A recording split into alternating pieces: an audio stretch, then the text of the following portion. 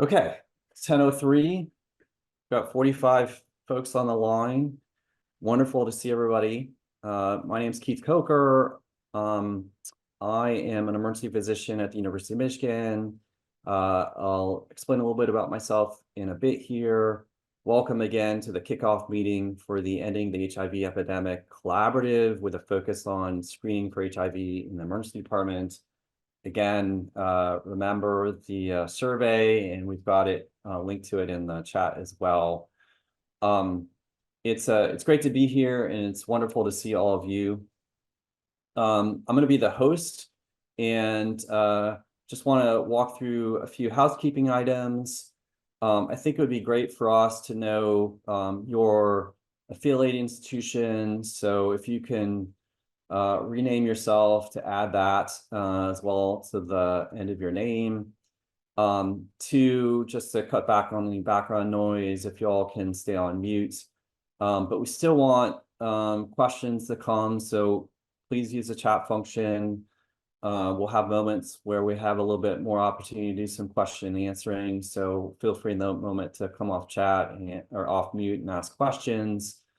And if you're able to keep your camera on, I think that's really helpful for us, just to keep some community engagement along the way. As I said, I'm an emergency physician. I'm also the one of the medical program directors for MEDIC, the Michigan Emergency Department Improvement Collaborative, and I'll speak a little bit about that in a bit. But there's a lot of us in the room here, and I just want to let people know who is in the room. This is actually work being funded by the Michigan Health Endowment Fund, so really appreciative about that. It's a partnership being led by MDHHS, the Michigan Department of Health and Human Services. We've got a number of representatives of that agency in the room and some speakers from there. MEDIC as well, and I'll speak a little bit about that, like I said. You also hear from emergency physicians at two health systems who are leading these HIV screening programs for their respective emergency departments, both at Henry Ford and Hurley. And we'll make introductions of those individuals along the way. And then, of course, all of you, who I imagine are from various hospitals and emergency departments across the state. My bet are you're in different stages of understanding HIV screening in the emergency department, maybe more at the curious stage, maybe more at the fully engaged stage. But we're hoping that there's something from all of you in this session this morning, and really want people to ask good questions as they think about considering building these kind of screening programs and how we're going to support you in that work. So these are really the goals for the day from my perspective. We really want to talk about the why this is important, how this fits within the national strategy, and how this relates to that strategy relevant to the state of Michigan. And I think in particular, how emergency departments might contribute to that vision and that effort. And then talk about the what, making the case for implementing these programs in EDs, and how we will support that in this learning collaborative approach that we're going to provide some understanding about. This is what the agenda looks like to achieve those objectives. So starting with me, of course, we'll talk a little bit about MEDIC in a bit. Then I'm going to turn things over to MDHHS. So Dr. Bagdasarian is the Chief Medical Executive for the state. She's been pulled away from a lot of other things going on right now. She's present, but it'll actually be Katie McComber who will be speaking on her behalf, who is the Director of the Bureau of HIV and STI Programs. Then we're going to hear from Jennifer Miller, who's an HIV epidemiologist from the state, really to kind of seat the context around, the why and the how.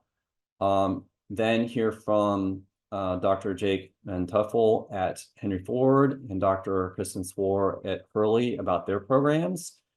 and then finally wrap up with some next steps about how we're gonna go about creating a program to support this work, ideally at many of your shops. So again, I think it's helpful to talk a little bit about MEDDIC and how we go about our work, because I think this is the frame of reference, at least for how we're thinking about building support for these programs. So MEDDIC is really a learning collaborative where we take what's available in knowledge in the form of evidence, clinical guidelines, best practices, recommendations, translate that knowledge into practice change in the ED setting, generate data along the way. And data doesn't necessarily mean like information as you think in data, but can be new knowledge, solutions, which allows us to, again, inform practice in these cycles of improvement in a way that helps disseminate that work and collectively improve together. We're actually one of a number of these programs sponsored by Blue Cross Blue Shield of Michigan. Our focus is, of course, the emergency department. We're in close to 50 centers across the state in a variety of types of EDs, rural, urban, suburban, academic, community, and really try to cross-collaborate across, what are oftentimes competitor health systems, but again, in this interest of quality improvement. This is our vision. This is where we want to be, where there's this overlap between, again, evidence and best practices and opportunity, where there's gaps between sort of ideal practice and current practice, and of course with impact that's going to make a difference. So again, a lot of our work is around knowledge translation, and as we going to think about ED/HIV screening programs, really the CDC recommends that all healthcare settings implement these programs. And I think as an emergency physician, I was, always kind of skeptical about this. What is the the opportunity for impact? But to be honest, it doesn't take a lot of positive screens to make a difference here. And in fact, from the CDC's perspective, even at a rate of 1 in 1,000 positive screening tests for HIV, this has been shown to be effective. And as you dig into the literature around this for the ED setting, you discover that there's been a lot of work in this area, both testing out implementation strategies, strategies around the approach to the screening process, and really establishing that this is cost effective. And as you can imagine, if you identify even a single individual out of 1,000 tests, but engage that person in highly effective therapy, reduce the risk of transmission to others, this is where the cost effectiveness and impact really resides.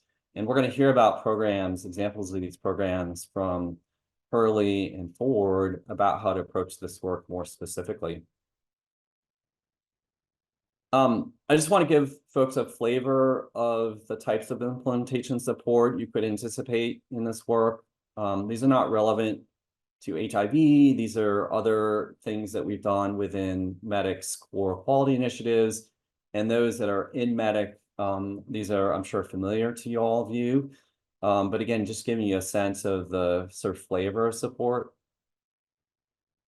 And I think probably from my perspective, like the key model that we would approach this is the naloxone distribution programs that we've been building collectively in MEDDIC in the ED setting.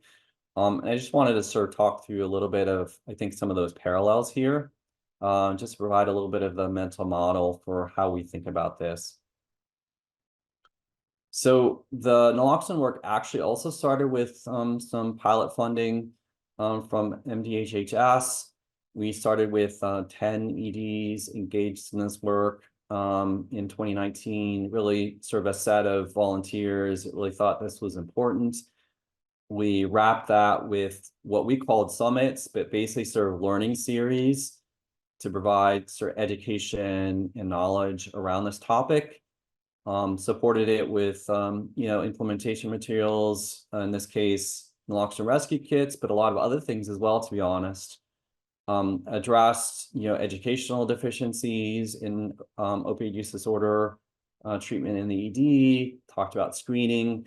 So again, there's a lot of parallels here.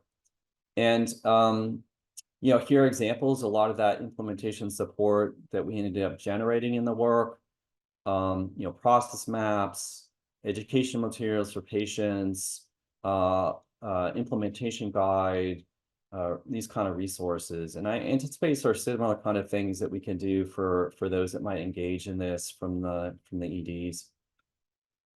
And this is where we ended up presently. So we have over 40 centers across the state, over 8,000 kits distributed. And, this is really more, to me, a story of the power of engagement, and the right kind of support and interest allows us to be successful in these ways. And I'm hoping we can do the same for these kind of screening programs as well. So I think just a couple key concepts about how we think about practice change. Again, it's really about this learning health system model for improvement, that we're really kind of tailoring the knowledge translation to the ED care setting. And again, wrapping this with the right amount of implementation support, but acknowledging too the need for local tailoring of the work. So I'm going to stop there. Certainly open to any questions that might have arisen along the way. Again, please use the chat function. And, in these moments, happy to take, questions, and we'll pause sort of like this along the way. I'm not seeing anything in the chat, which is fine. But again, we can sort of circle back to some of these concepts along the way. So I'm going to transition now to the next speaker. And I'm going to stop sharing my screen and invite Jennifer Miller, or sorry, it's Katie McComber to join and share her slides. And the floor is yours, Katie.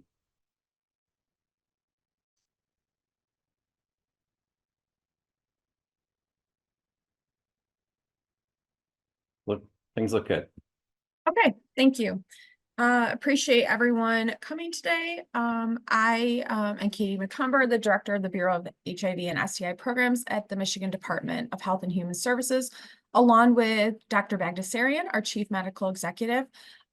We worked on this presentation together, and I want to give her a second to introduce herself.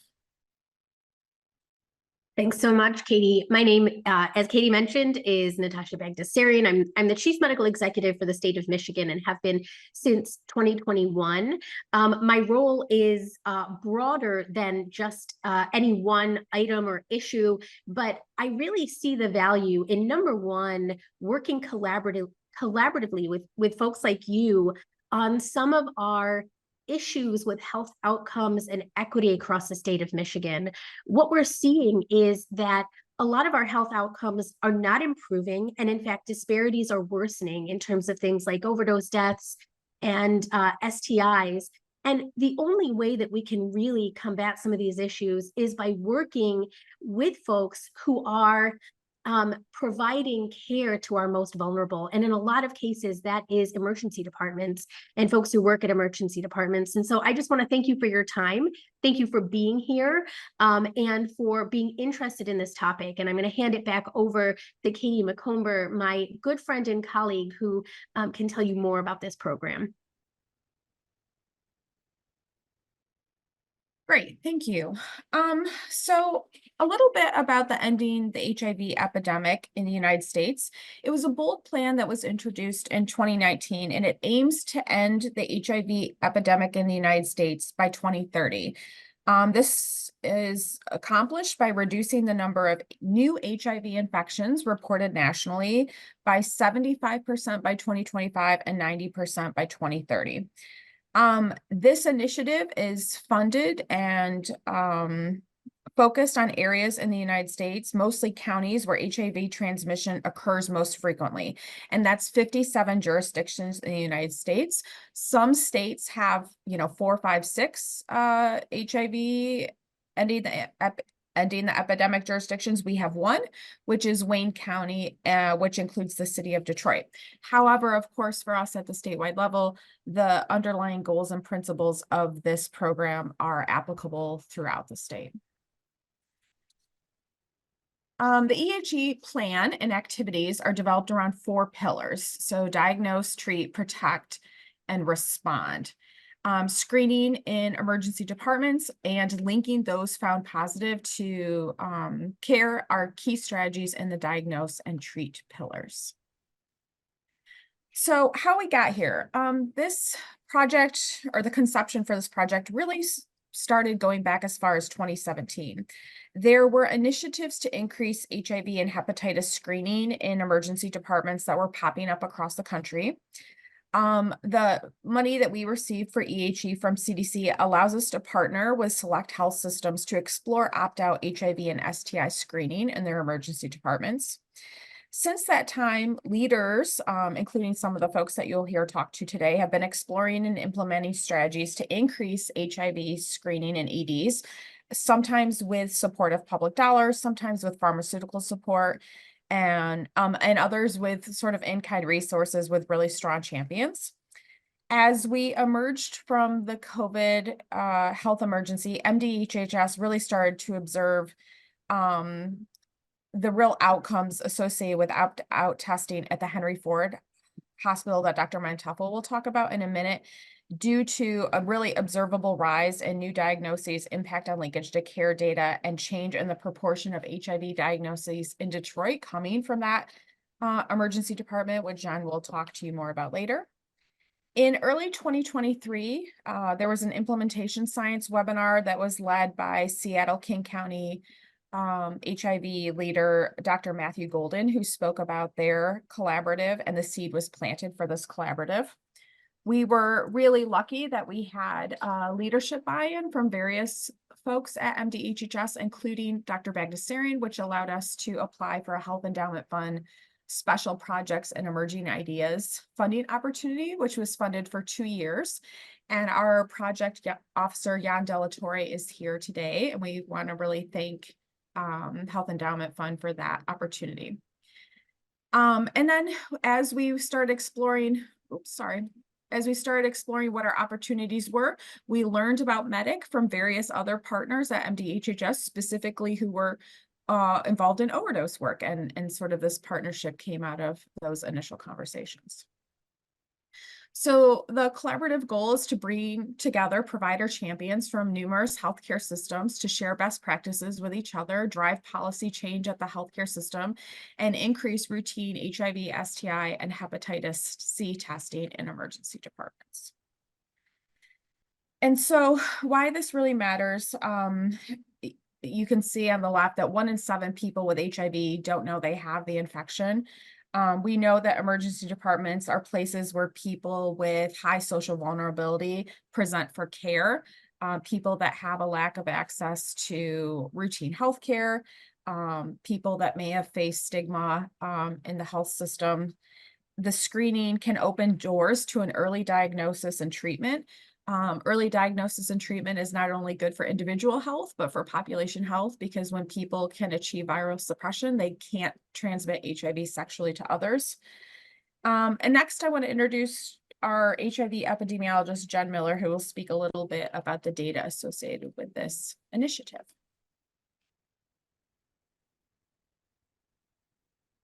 Thanks, Katie.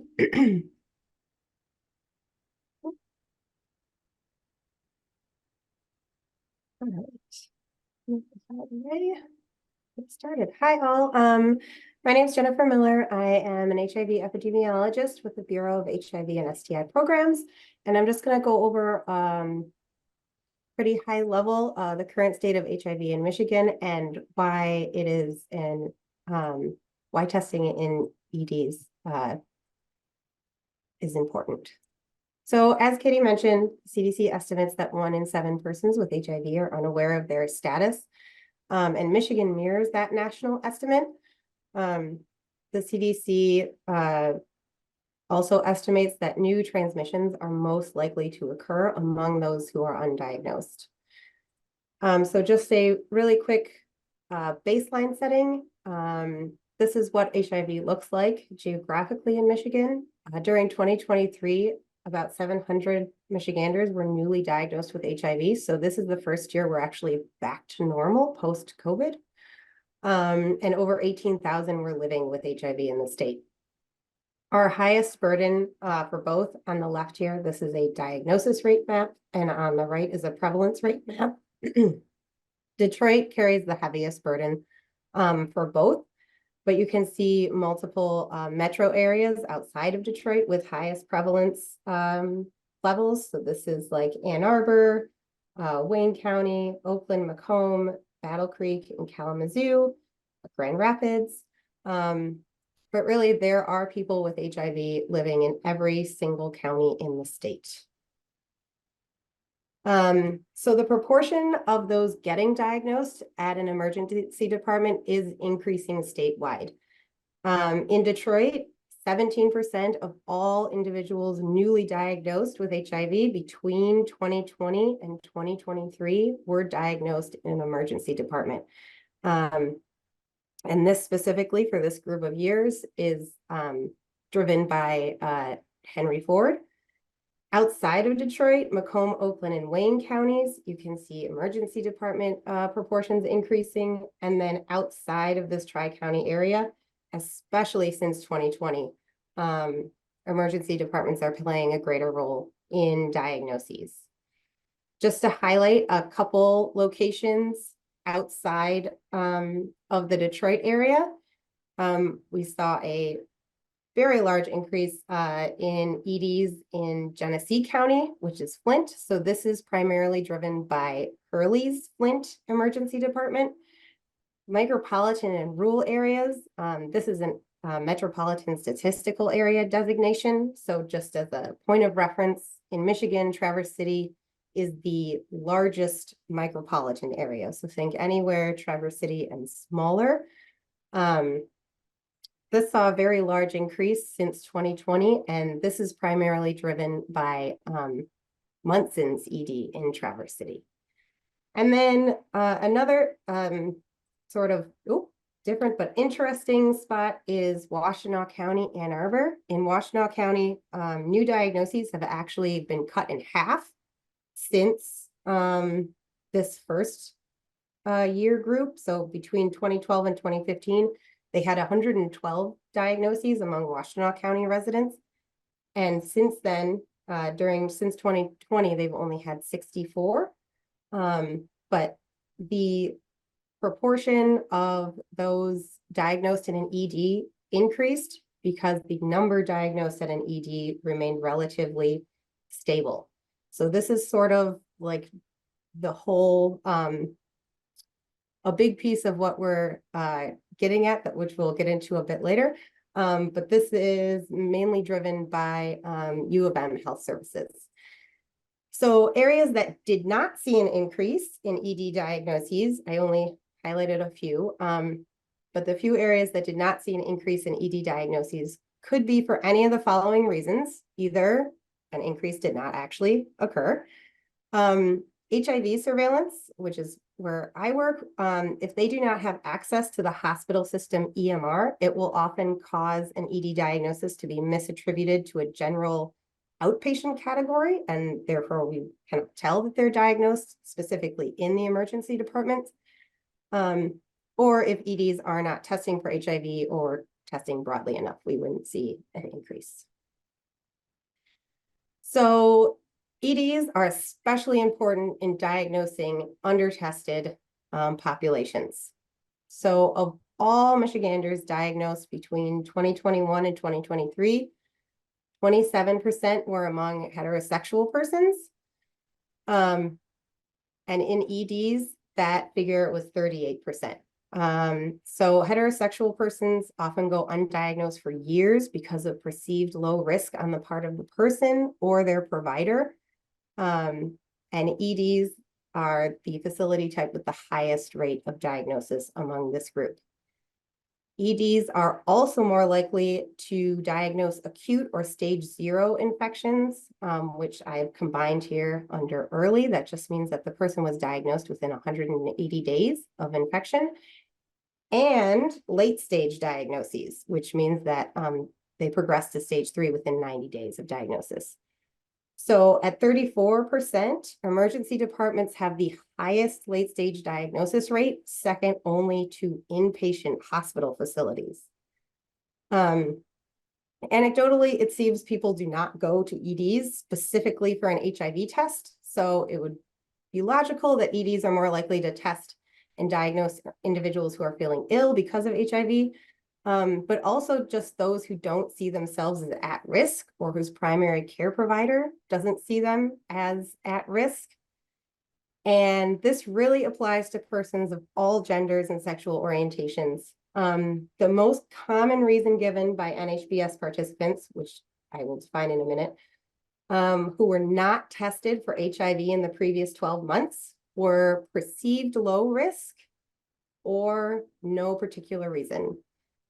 So overall, that's 3 out of 4 or 4 out of 5 individuals in these high-risk groups. So NHBS is National HIV Behavioral Surveillance. It is an annual survey conducted among HIV-negative persons who are at high risk for acquiring HIV.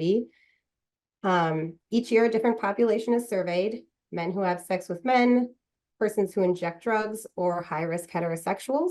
Participants must reside in Wayne, Oakland, or Macomb counties, but the majority are Detroit residents. So based on NHBS, based on these figures, the best chance of HIV testing for these high-risk untested individuals is likely a location they're going to go to for non-HIV related reasons that does opt out HIV testing. EDs are in a unique position to fill that role. An estimated 40% of the population visits an ED every year, according to the CDC.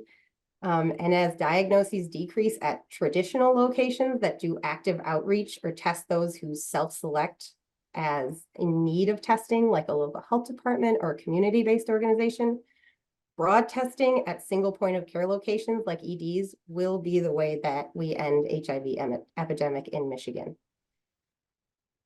So since NHBS isn't available statewide, we can look at late stage diagnoses to get an idea outside of the Detroit area.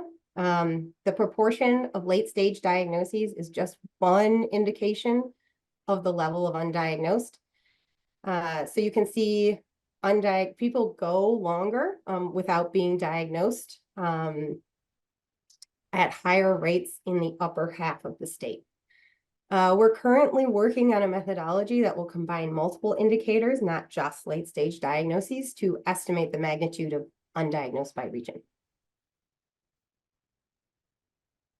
So just in summary, the proportion of persons diagnosed with HIV at an ED is rising statewide, and EDs are really critical in diagnosing under-tested populations, especially those with perceived low risk.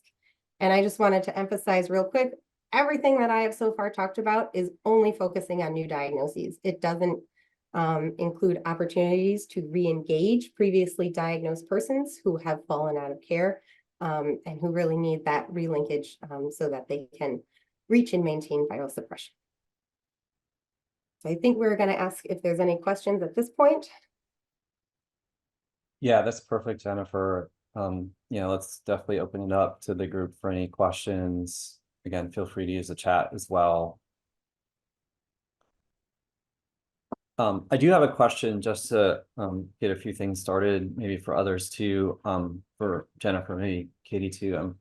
I'm curious if there are specific geographies like across the state, counties or communities that you would suggest are like high priority locations, particularly that are served, of course, by emergency departments, that we should do our best to really try to engage around. Like, are there categories around that you might suggest as we sort of think about this problem?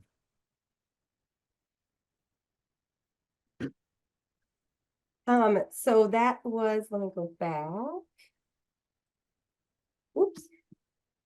So that is sort of what this is trying to start to get at. The areas where people are diagnosed very late, very long time after they're acquiring HIV is especially important and helpful for EDs to be testing and diagnose. But this is not, as I mentioned, this is not the only indicator. So that is something that we are actively working on to try and help emergency departments gauge what factors are important in their area and what we're seeing. So some other examples would be the HIV transmission rate. So if diagnoses are really high in comparison to the prevalence level. Another one would be testing rates, which is a new data source. Otherwise, I really wanted to include that, but it's just too new. We weren't ready quite yet to present that. But we have population level testing rates. So if there's an area with really low population testing rates, and especially if there's low testing and high positivity rates, that would be another one. I believe that map, the very basics that we've started, sort of mirrors this one, which is why I just stuck with this one for that. But so far, all those examples require testing and diagnoses, right? Like, and if there's not testing or diagnoses happening in an area, we wouldn't know about it. So other factors that would be important to include are like syphilis diagnosis rate, and maybe Hep C to determine if there's a that really correlates with a large injection drug use population, and if they are undiagnosed.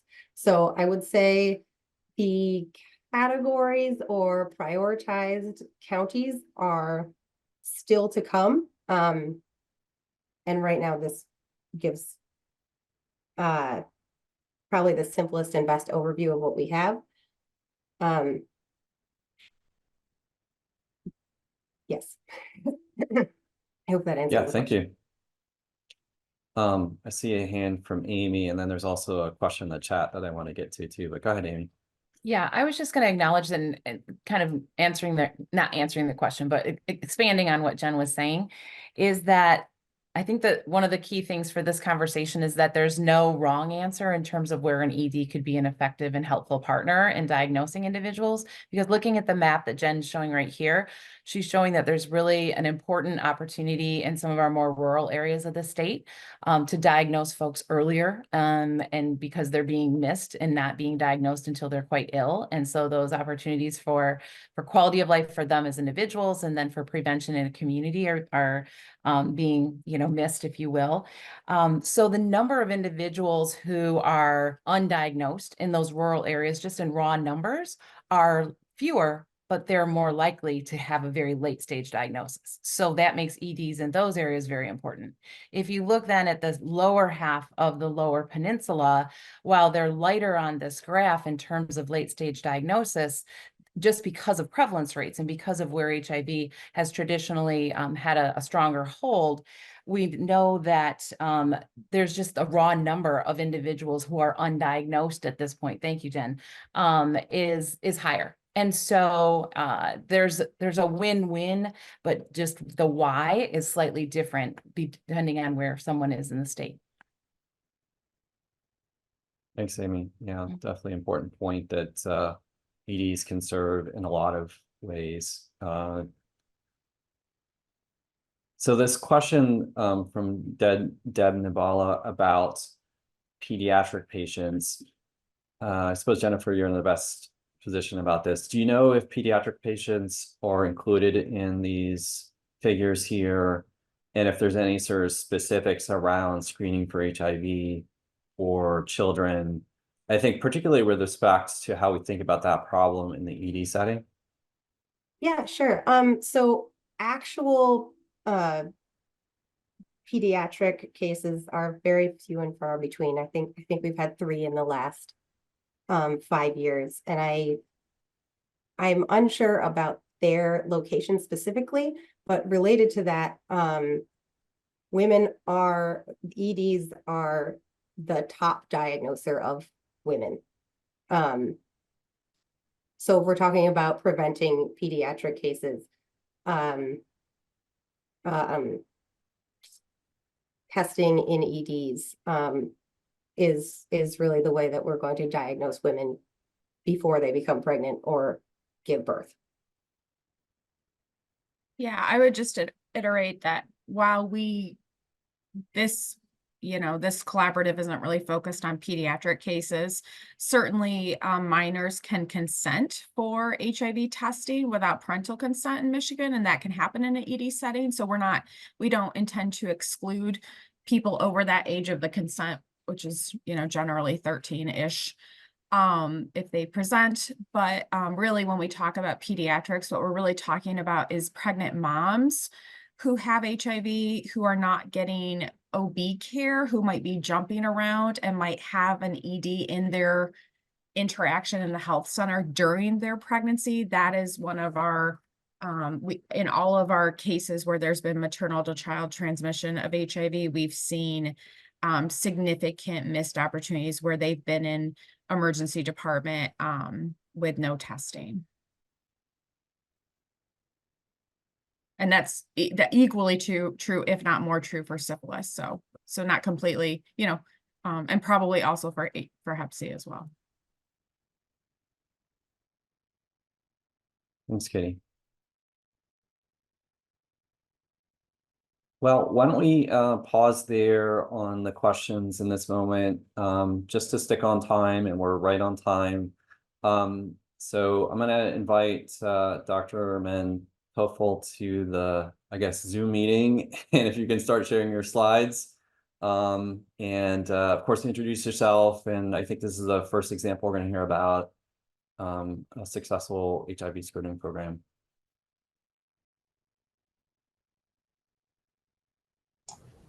Okay, can you see my slides and can you hear me? I can definitely hear you. I see your slides in present. Yeah, there we go. Well, it's in presenter mode, which is okay. There it goes. Perfect. All right. Yep. Well, thanks for having me. My name's Jake Mentoffel. I am EM doc at Henry Ford in Detroit, and I'm also boarded in addiction medicine. And I'm the director of our public health department, or department director of public health for our ED. So I'm going to talk about our opt-out HIV screening program. And I'm not going to belabor the statistics, but I think, the consensus is if you have a prevalence of greater than 0.1% in your community, that this opt-out HIV targeting or opt-out non-targeted HIV screening would be appropriate. And the whole idea is to potentially identify acute HIV and get those patients virally suppressed so that they can not transmit HIV. And this is something that our global emergency medicine body has been supportive of ever since 2014. American College of Emergency Physicians put out a policy statement stating basically that if you have a prevalence of 0.1% or greater, and then you can incorporate your screening with minimal interference with operations and especially integrate with definitive care, then you're a good candidate to potentially be doing this work. So, and Amy asked me to kind of talk a little bit about the why, particularly at Henry Ford, and why did we get started with this work? And it was really a culmination of synergistic factors. At Henry Ford in Detroit, in particular, we are particularly committed to the underserved population. We see, head on the inequities that these patients are experiencing, and this is really an attempt to make an impact on some of these health inequities. We know a lot of our patients aren't regularly engaged in primary care, and so this is an opportunity to do testing, link them to care, and essentially they can live normal lives, so long as they are linked, and this is now kind of a chronic disease as opposed to the death sentence that we knew of it back in the 90s. So that's the most important factor. I think that our clinicians are bought into it, and we care about the patient population, but almost equally important is our strong collaboration and history of that with infectious disease at Henry Ford. They're particularly a dedicated group. I'm starting my 20th year at Henry Ford this year, and as far as I've been here, even though the people have changed, the service has been a constant, and it's been excellent. We're used to having the ID group down in the department doing point of care screening in the past. They've always been there for counseling, getting the patients linked to care, and oftentimes linking patients that we know are out of care back to care.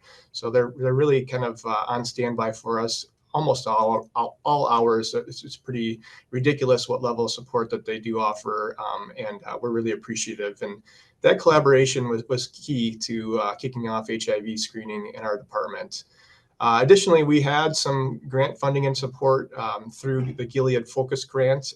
We started hepatitis C screening actually in 2018, and so some financial support to make IT changes and to have personnel to help operate the program, and to have some PI guidance was really important as well. So that being in place, along with the fact that our docs were pretty accepting of hepatitis C screening already. So ours is set up via best practice alert to alert the clinicians, PAs, residents, staff physicians to go ahead and order HIV testing if they've not had it in the past, is essentially our algorithm. And we had a public health committee we started in 2018, and we promote a lot of other public health related initiatives, including peer recovery coaching, opioid use disorder treatment, expedited partner therapy, and this HIV screening. So HIV coming into the mix, along with the strong relationship with infectious disease, was actually easier than some of the other things that we put into place over the years. Also was key to have strong relationship with IT in order to implement the changes we needed, in Epic, which is the EMR we use, and to get things operationalized. And then, so that was kind of in the back burner. We had thought about HIV, and finally in 2019, when Michigan law changed, that was really the final catalyst for us to be able to really get serious and to implement a strong opt-out screening program. So very briefly, as hasn't been mentioned yet, it was March 2019, the opt-out testing went into effect in Michigan. So essentially, you don't need consent. We don't have to consent patients. We offer them the opportunity to ask questions and decline testing. And we're very specific in the verbiage that we offer to patients. And it's essentially to destigmatize testing. That's the whole thought process behind the law changes. And so instead of asking somebody, hey, can we test you for HIV? Would you consent to that? Instead, we say send everyone's blood for HIV unless you decline. Do you have any questions? And we have a very, very low decline rate. I want to say less than 10%. And so patients, I actually don't even like this last bullet. I should probably take that out. So they opt out. We don't ask them to consent. And we know that ED, based on the literature that was shared earlier, that these ED-based screening programs are effective in identifying new cases, which is huge. You find an acute case of HIV and get them virally suppressed, they may never transmit that HIV to anyone. We can get early detection and also late detection. And it's encouraged by CDC, which is another selling point with your physicians if you're looking for reasons for them to buy into it. And our strong collaboration with infectious disease allows them to be linked to care quickly. And our program, again, was supported by the Gilead Sciences Focus program. So this is the meat and potatoes here. We are not screening pediatrics, partially for some of the legal concerns that when we were first putting this into place, but we probably would reconsider that given the CDC guidelines suggest starting at age 13. But we only test people who have blood ordered unless the clinician wants to test otherwise as part of our routine opt-out screening. We've actually implemented something else that would require a blood draw in cases where we're testing for STI, and I'll mention that again a little bit later. So essentially, our EMR looks back at the patient's past medical history or previous testing and ensures that they have not had been diagnosed with HIV in the past, and if they've never been tested, then our clinicians are alerted via best practice alert, which pops up here essentially. It's pre-populated to order, so it makes it literally one click for our docs. It adds it to their order list for the other things that they're going to order, and they sign the orders along with that. And there's a special note in here that says to order this is for the doctor. Your patient needs HIV screening as recommended by CDC. Please order the HIV test. And we call it our focus team. You know, our focus grant is running out, and so it'll just be our HIV team. But they've kind of been known as the focus team for the last 6 years, so we probably won't change that. But the whole idea is that we're kind of absolving our clinicians of the duty to follow these tests. So that's one of the biggest concerns that any doc would have in an emergency department setting, of ordering a test that's not going to come back, especially an HIV test. So we kind of absolve them of that and reiterate that in a lot of messaging that we will follow these tests. This is part of our team, and we work strongly with infectious disease to help follow those. So on the patient side and the nurses side, this is the little pop-up that the patients or the nurses are prompted. It's recommended that all people in your age group will be tested for HIV. You'll be tested unless you decline, and then prompts for questions and whether or not they decline. So we have that documented, meeting the Michigan law. And so these are our results. Up until November of 2019, we were doing manual point of care tests. And as you can see, this is monthly testing numbers.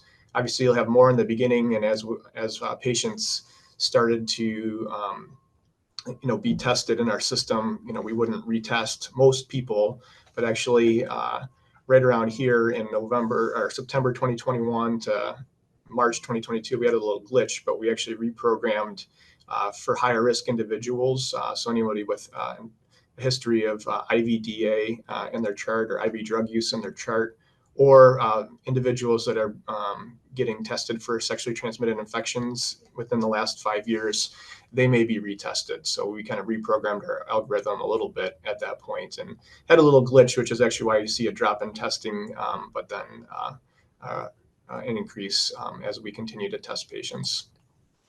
This is another schematic on the right side. The variable is new cases identified per month. So again, our little glitch here, but been pretty steady on in finding new cases, on average 4 or 5 a month since we've started.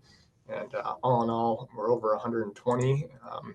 And this is 120 new diagnoses of patients that we've found that have HIV. 22 of those new cases were acute infections, so huge. Almost 40% were later stage, as pretty consistent with the data that's been shared. And 99 or 100 of those patients have been connected to care. Some of these patients actually have died because they are later stage diagnoses in some cases before we can get them linked. And so our diagnosis notification rate is 100%. Some patients we've struggled to get into care for whatever reasons. This is an ongoing process that we partner with the state of Michigan for, and our disease intervention specialists to try to reconnect to those patients. So just another way to show the results here that the majority of the patients that come back positive actually are known to have HIV. So our algorithm didn't work, or they didn't have HIV plugged into their diagnosis list in the past. And so maybe they're new to our system. That's probably the most common thing that arises from this. And then we have this other cohort of patients that are known to have HIV but are not in care. So another opportunity actually to intervene with some of these patients and get them relinked to care, which is one of our kind of newer efforts in this ongoing quality improvement. A little bit on the demographics. These are generally younger people in the majority, and as reflective of our patient community, majority Black as well.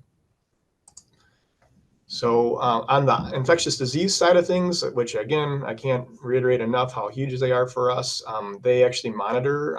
We monitor the results as well, our team, but they're actively monitoring these test results on a regular basis. And sometimes they'll go and talk to the patients in the ED when we see the test results are positive, the screening test that is. They'll also, redirect patients back to the lab if we need to get HIV-1 RNA tests to make sure that there's not a false positive or when results are discordant. So we've got a positive screening, but a negative HIV-1 antibody test if those patients could have acute HIV. So it's really important that we get a HIV-1 RNA on them. And we've been working on ways to stop patients from having to come back to the ED for testing, or stop patients from having to come back from the lab for testing, and instead get those HIV-1 RNA tests ordered right from the ED. It's a little bit of a logistical issue on that, but I won't get into that. And they're huge, again, with patient counseling, emotional support. They're specialists in doing diagnosis notification and getting the patients linked, and they do it really quickly, on average, like 6 days till they're in the clinic. So I think, let me go back for a second. At the bottom here, it says expansion to Fairlane.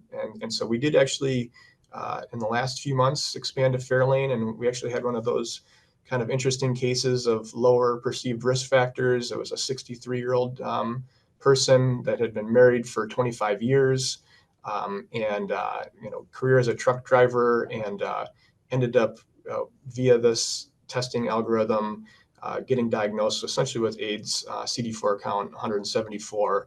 And, of course, it was pretty devastating, but at the same time, linked to care and on medication and potentially living, the rest of their life, with the best quality of life as possible. So again, I've already mentioned this, but the partnership with the state has been great. It's been growing. We have great two-way communication. A lot of times it's for these new patients that are new to Henry Ford to find out whether or not they have been previously diagnosed or not. Also, we've been making some efforts to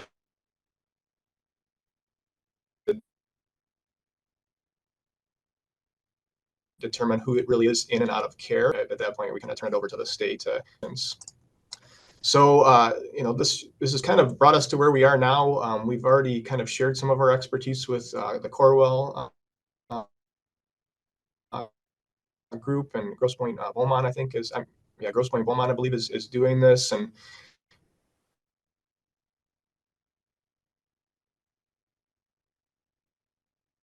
eventually expanding to the rest of their system. And it's all going to be huge and leverage some of our expertise on this. And I don't know if I have another minute or two. I did want to just mention briefly about what this might do for places that don't have high prevalence. We've kind of worked on something called one-click for STI. So if you're ordering any type of STI testing, the one-click for STI would actually prompt you to order an HIV test and a syphilis test. So even if you're not in a high prevalence area, I think that's probably the way for the lower prevalence areas to potentially start screening. Again, you got to get your follow-up network organized, but I think that's the way to for all EDs, even those that are not in high prevalence areas, to participate. So that's about all I have. The partnerships are critical, especially with the state. If you can team up with other organizations, that's even better. And thankful to the state for their work on this and for the legislative changes they've put out there. I'll stop sharing. Yeah, thanks, Jake. And maybe what I'll do is ask Kristen, Dr. Swore, to start her presentation, and then we'll pause after that one and have a question and answer moment, because there may be questions that you all can tag team a little bit depending on the nature of programs and things like that. So Kristen, you okay to share your slides? And I'm sure you're aware of it. You'll need to come off mute too. All right. Good morning, everybody. My name is Kristen Swore. I am an emergency physician at Hurley Hospital, and I'm the physician champion for the HIV program, screening program there in the emergency department, as well as a partner in the medic program to help facilitate other programs with initiation of HIV opt-out screening. Dr. Mantoffel did a great job of giving an overview of a lot of the systems. My goal here is to give you an overview, a very boots on the ground overview of what an HIV screening program may look like at your emergency department. And as a fellow physician champion of the program, what it looks like for me on a regular basis to help anyone who's interested in this program start applying it to the way their medical system works. I hope we have a lot of similarities, and at the least, I hope I can convince you all that this is a pretty doable program. Let's see.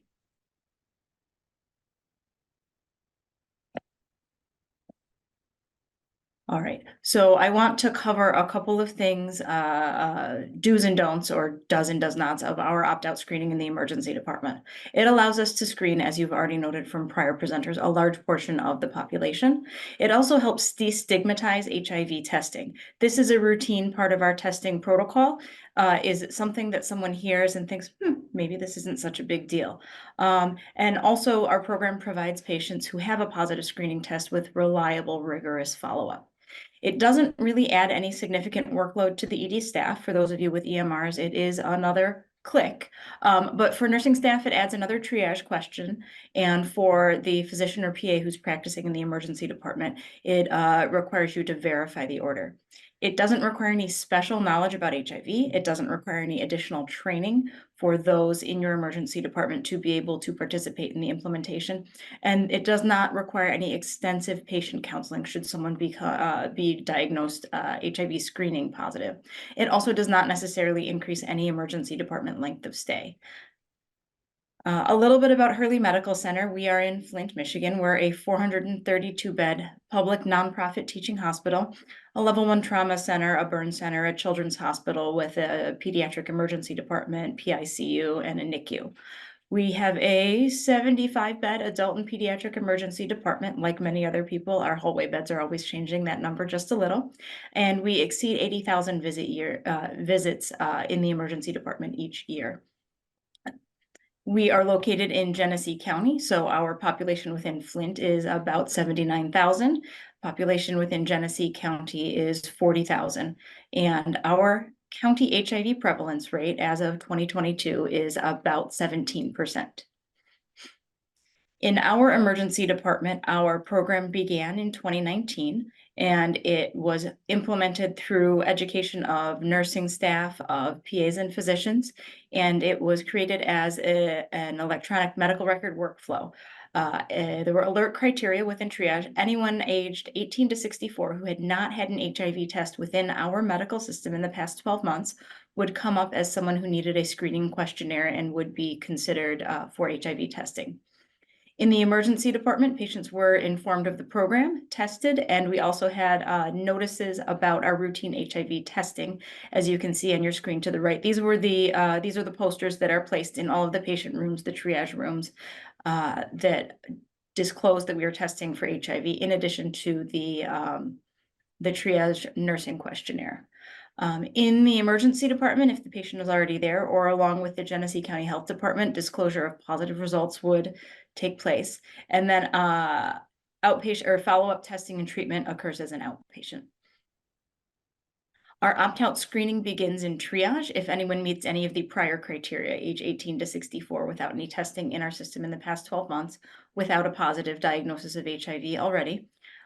This particular pop-up would appear in the triage screen, and it reads that at Hurley Medical Center, we test all qualifying patients for HIV unless you say you do not want to be tested.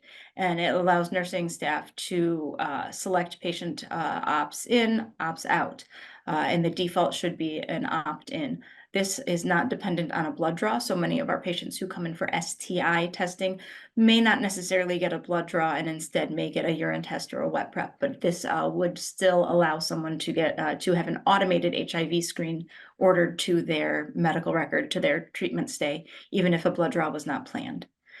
If the patient does not opt out, I think is probably a better word than consented, the order will pop up in the medical record when the order entry window is entered by the physician.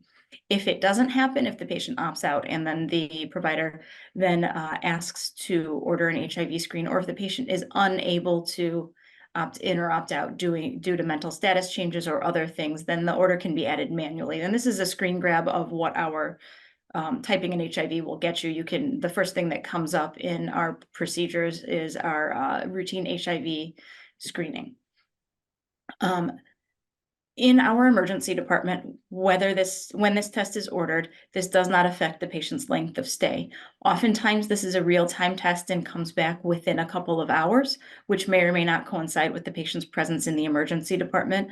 But there are sometimes, for example, now we have a shortage of some of our reagents for the testing, and we're batching results daily rather than doing them in real time. The results may not be coming up with the patient's testing. So when the patient's treatment and testing for their emergency department chief complaint for the reason that they've presented to the emergency department is complete, the patient is discharged. The HIV screening may be pending. If the screen for HIV is positive, if the patient is still present within the hospital, they're notified, and we'll talk about that process a little bit. And if they're not, the nursing staff, the providers, the administration, no one within the emergency department is the primary person responsible for notification of their results. And we, in fact, discourage people from calling a patient by phone to let them know that they have a positive screen because of the system we have set in place and of our wonderful partnership with the Genesee County Health Department. So if you are the physician champion, and that would be me at Hurley Medical Center, you receive a daily report of the testing. So this is a report from just a couple of days ago, and you can see here that we tested 4 people and 4 people were negative. And that was probably a day where we saw, including adults and children, around 200 people. I get this report into my EMR notifications daily, as well as an email. And then this is an example of what a positive test would look like. Here you can see we've got 4 patients total that were tested, 3 negative, 1 whose screen was positive, and then I'm given their demographics so that further notification can come up. If someone has a positive HIV screen, the confirmatory study, the HIV-1, is added automatically to the blood tests in our lab without any further orders taken by anyone in the emergency department or any other provider. At that time, the physician champion will notify the health department, HIV liaison, our public health nursing coordinator, if you're out there, Athena, hi, of any positive screening results so that the patient can be notified. If the HIV screening is negative in the emergency department, the workflow for myself and for the ordering physicians and nurses who consented this patient to order an opt-out screen is just this. Nothing further needs to be done. If patients are in the emergency department, their negative screen is shared with the rest of their results, and if not, they can look this up in their Epic on hand. So the work really starts when the patient has a positive HIV screen with a confirmatory test pending. If the patient is already in the hospital, the patient and face-to-face disclosure of the positive results can be done, then the patient is notified of the results by the physician or the PA, whether they are in the emergency department by the emergency physician or whether they're upstairs already admitted as an inpatient. In those cases, ID is notified, and they generally take it from there, establishing follow-up and performing and recommending any confirmatory or additional testing. Despite the fact that this is fairly fail-safe, I do still notify the health department to ensure that there's some redundancy and in case the patient should leave before they see infectious disease or follow up with the blood work. If the patient has already been discharged, I will notify the health department of the positive screen and then order follow-up outpatient testing based on the patient's confirmatory testing so that the patient can come into any Hurley Medical Center outpatient lab and get additional blood work to either confirm the positive screen or if the positive screen has been confirmed to do follow-up new HIV blood testing. In those cases, our health department HIV liaison will visit a patient face-to-face. So they will find the patient's location, their phone number, or if not, a friend of a friend, anyone who knows how to get the patient with a face-to-face disclosure without disclosing that sensitive information to the individuals who've helped. And they will disclose to the patient the positive screening results, counsel them about next steps, and then facilitate our follow-up either at our facility in the infectious disease clinic or the patient's facility of choice. So that's a broad overview of what everything looks like if your hospital is interested in testing, what it would look like in your emergency department. And I'm going to give 3 examples of 3 cases running from very straightforward to a little more typical of a busy emergency department to see what this could look like for you and what it looks like for us. So very straightforward, a 44-year-old male comes into the emergency department with chest pain. He's evaluated and treated in the emergency department and did not opt out of any HIV screening, so his screening was pending at discharge.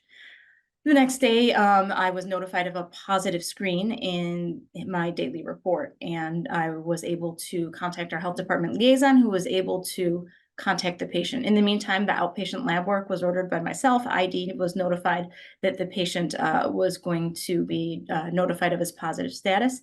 And when the patient was contacted by the health department, he was able to come into the lab to obtain additional blood work, and the infectious disease clinic was able to reach out to him and set up an appointment to follow up for continued treatment. The second case is a 35-year-old female who presented to the emergency department with skin redness. She also was evaluated and treated in the emergency department. Her HIV screen was positive, and in the emergency department, she was informed by the physician of her positive screen. ID was notified, and the patient had been admitted for cellulitis. So the infectious disease team and the physicians there ordered additional testing and continued to follow up the patient in the inpatient setting.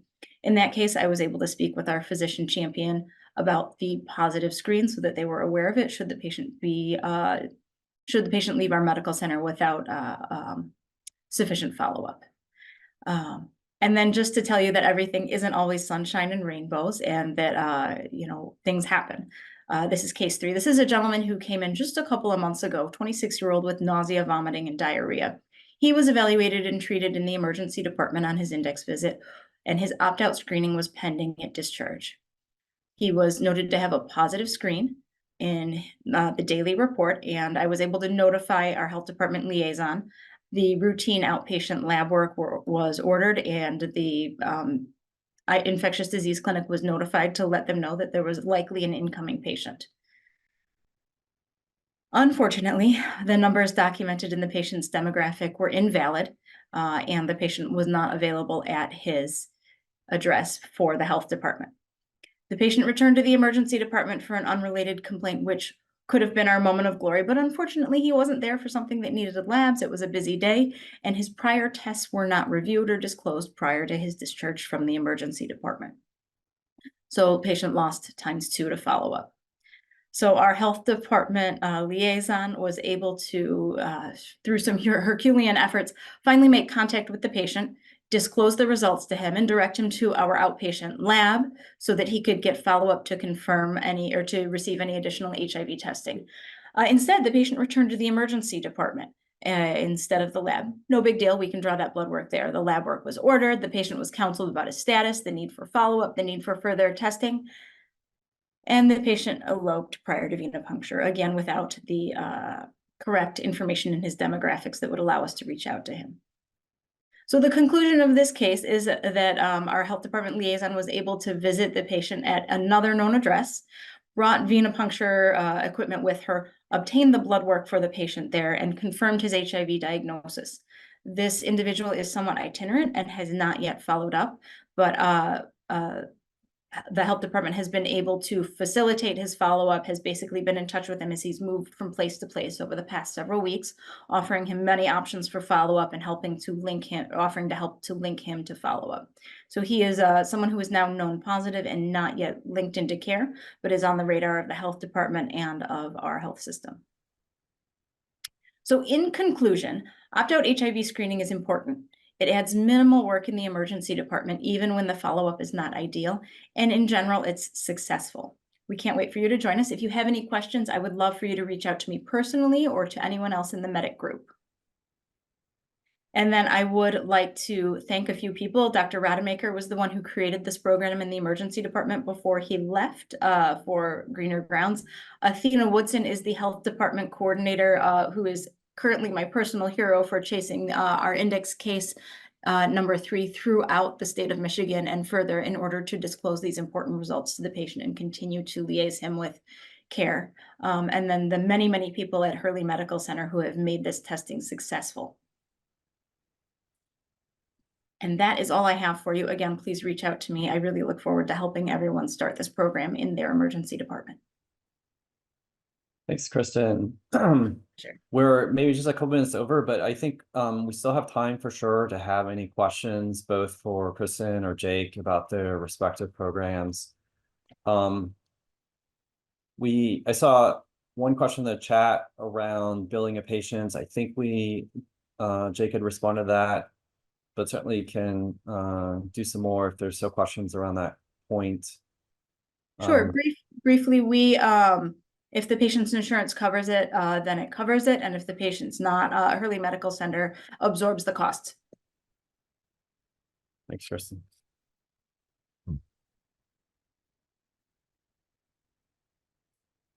Well, I have a question for both y'all.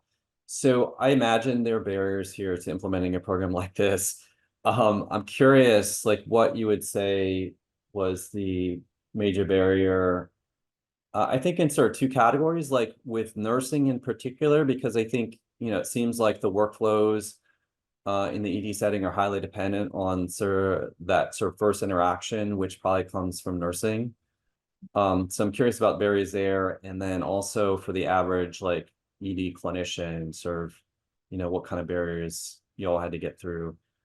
And I know, Sir Kristen, you inherited this program, so maybe this is more a question for Jake, but. Sure, I can answer, and I'm sure Kristen has something too, but just getting ED docs in general to buy into the idea of sending a test that's not necessarily relevant to their ED presentation is the hurdle.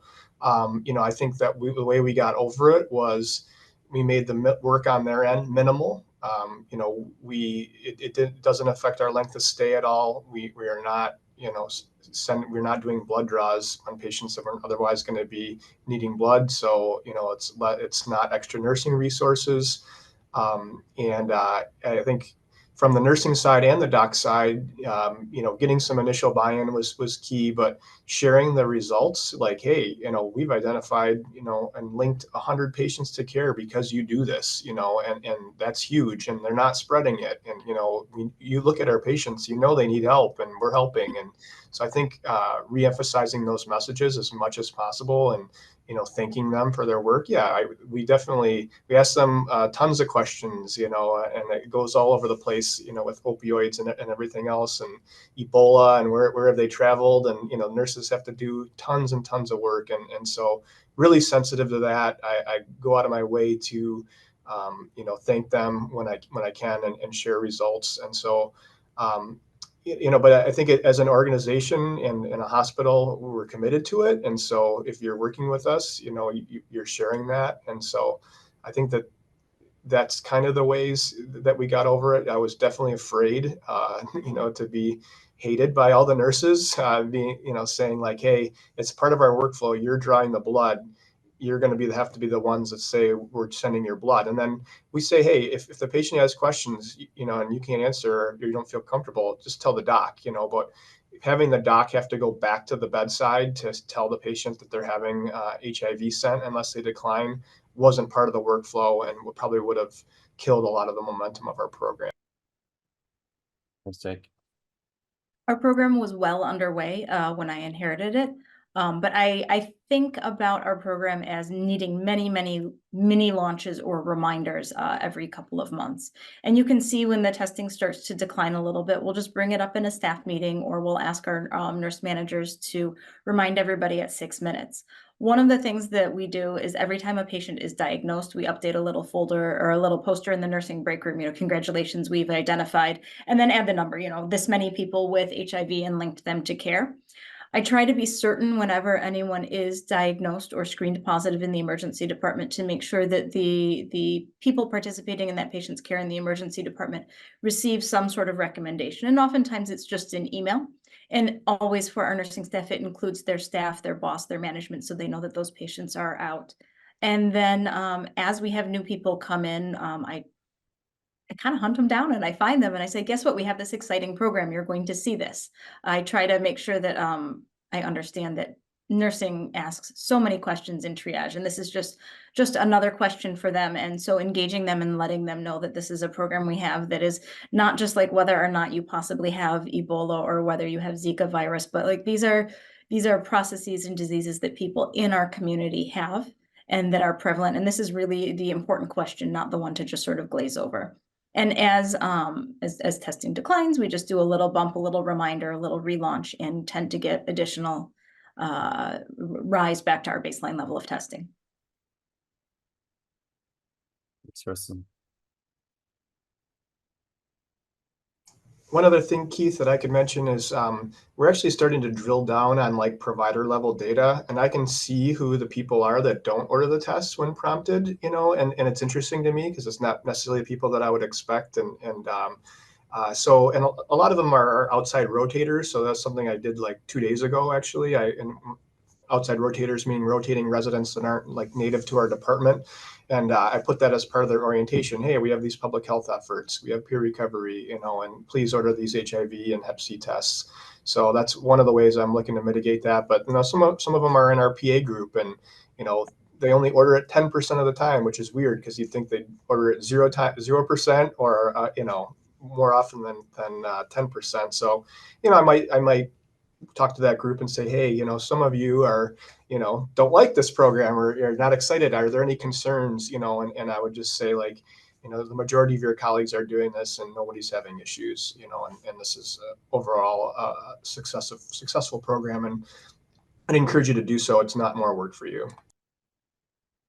Awesome. I Yeah. wanted Go ahead. to No, go ahead, Kate. mention real quickly that the variety of ways to implement that patient follow-up piece are going to be as unique to your area and your health system. So Dr. Mantuffel works in a health system where, you know, the department funds a Ryan White clinic, which provides them a lot of like in-house robust resources. Dr. Swart does not have Ryan White funding, but has very engaged health department staff. But every health department is going to have someone who can serve in that role. Up north, the model looks slightly different, and you might not have, you know, the ID resources in-house, but you will certainly have the public health resources.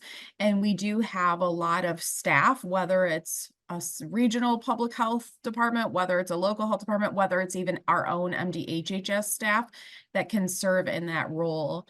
To find people, help them make initial doctor's appointments, do the notification, you know, that type of thing. Yeah, great points, Katie. And we'll certainly talk about some of the resources available to supporting these programs. I'm gonna leave it there just because we're towards the end of our time and I want to give us an opportunity to talk about next steps. So Sam, if you're in a spot, you can begin to share your screen and we'll talk about how to get engaged. And hopefully you all are starting to get motivated by the work.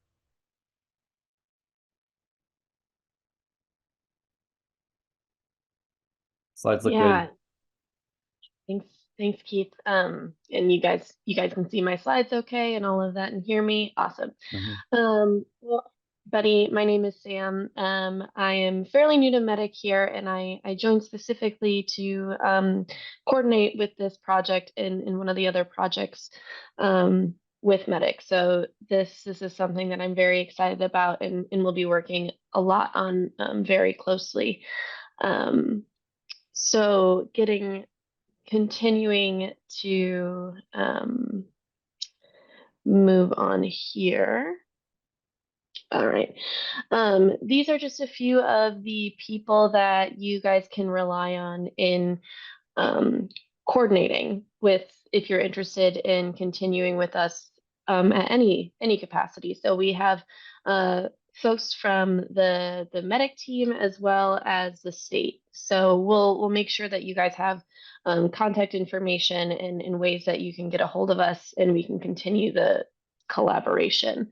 But when we're talking about different ways to engage, there's a couple of different options. So clearly we've thrown a ton of information at you all in the last hour and a half or so, and we definitely know that there's a lot more conversation to be had and a lot more to learn on all of our parts with this. So we are going to be continuing this through some learning series. So these are going to be virtual events. We are going to offer some continuing medical education as well, just to, again, thank you for the amount of time that you're putting into this. We want to give back to you as well.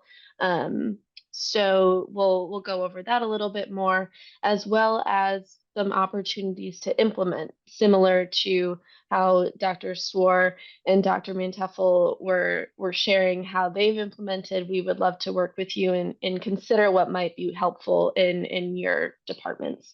So we'll talk a little bit more about that. So yeah, we'll continue there. So for the learning series, so we really want this to be open to everybody, right? So we had kind of talked a little bit about how nursing staff and, potentially medical techs and, other people in your organization would be involved in something like this. And so we want to make sure that these learning series are open to those folks as well. So we really encourage anyone and everyone to join us in this learning series and these ongoing conversations about, why this is a needed thing here in the state of Michigan, how we can all work together in making this work, as well as some other sustainability and building opportunities for this. What does it look like to logistically make this happen? So yes, and again, with the continuing education credits, we want to make sure that, again, we can give back to you in that way. So this is the big one, right? The opportunity to implement.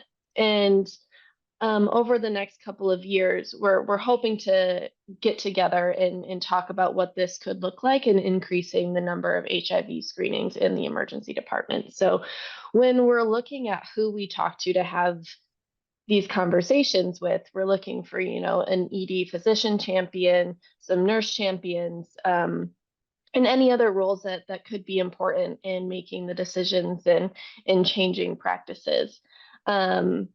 And this, we're hoping to do this over the course of a couple of years, right? So we're just starting this conversation, and continuing the conversation with us about these things does not commit you to the entire 2 years. It does not commit you to, you have to do anything by this amount of time. It truly is a conversation about what's going to be best for our patients, what's going to be best for your processes, things of that nature. If you do end up continuing the conversation with us, some things that we might be able to help you with. I saw there was a few questions about funding. We have some small funding opportunities, so we don't want small startup costs to get in the way of implementation for you guys. Us here at Medic and the folks at the state, we're here to be hands-on and help you with the work as much as possible. So we're not asking you to do a ton of extra lift without any support.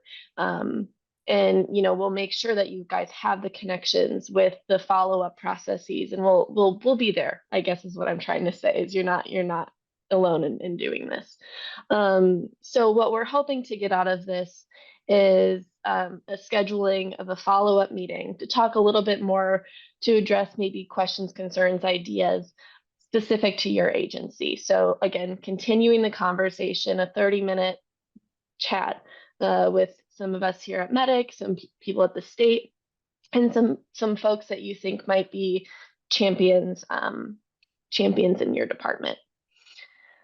So coming up again, I will be emailing you guys. I'll send a recording of this call so that you guys can forward it on to folks that you think would be good to have some of this information and to continue the conversation within your agency. I'll see if you're able to and willing to schedule that 30-minute conversation. And then also I'll make sure to invite you to the next virtual learning event, which we'll hopefully have in the next month or so. And yeah, we'll continue our communication that way. And like I said, I really want to thank you all for being here as well and engaging in this process. It's really exciting work. So with that, I can pass it back over to Keith. Thanks, Sam. Yeah, we'll just wrap it up here. You know, as Sam said, really appreciate your time and attention, showing up, hearing us, listening to us. I mean, I hope we've given you a lot to think about. You know, there are these two ways to engage in this work. Certainly the learning series you'll hear more about. I think in particular with the implementation side, you know, I want you to sort of take that back and think about it. And we want to create, you know, a set of EDs that are working all this consistently together with the right kind of implementation support. So if you're at all curious, please allow us to set up that meeting with you that Sam was talking about. Doesn't commit to at that point, just a way for us to talk more about it in detail and hopefully get you in the fold. All right. Well, I appreciate your time and attention, and we'll just wrap it up with that. Thanks so much.